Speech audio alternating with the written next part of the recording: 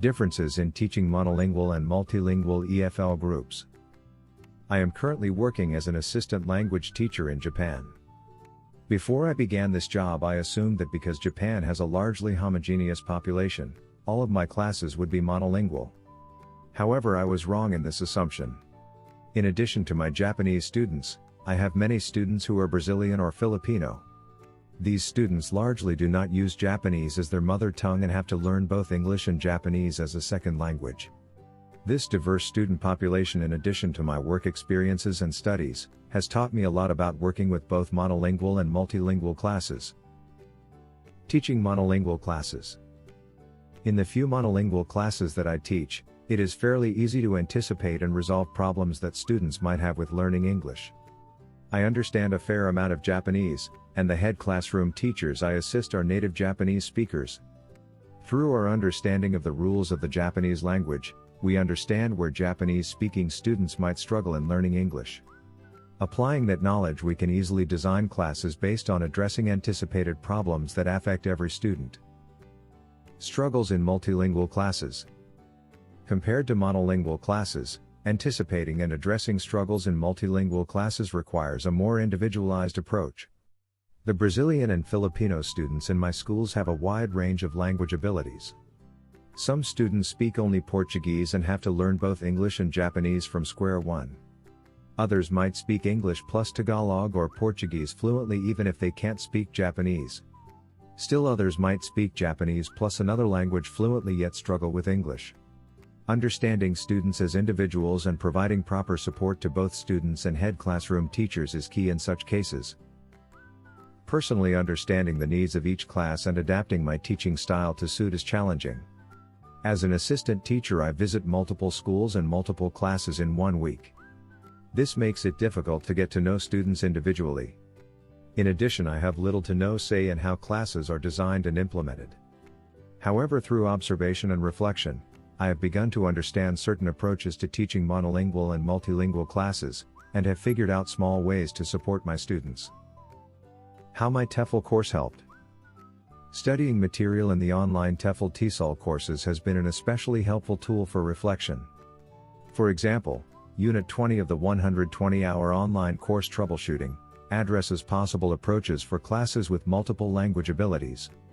I have noticed that my head classroom teachers largely take the approach of having all students study the same material. Much of my school's cultures are centered around group work. I get the impression that in ensuring all students learn the same material, teachers hope that stronger students will help weaker students. In many cases, this actually does happen. If an individual student is called on to answer a question and struggles to answer, students sitting nearby will jump in to offer some help. This works in monolingual and multilingual classes despite differences in native languages because English is the common language between my students. Using students' native languages as useful tools. However, my students' native languages are useful tools in class as well. Multiple units in the 120-hour online course and the Teaching English to Young Learners course support this idea. From my observations, this concept applies to both monolingual and multilingual classes, but is sometimes more essential in multilingual classes. For example, all test questions, assignment instructions, and lectures at my school's lower grade levels are delivered in Japanese.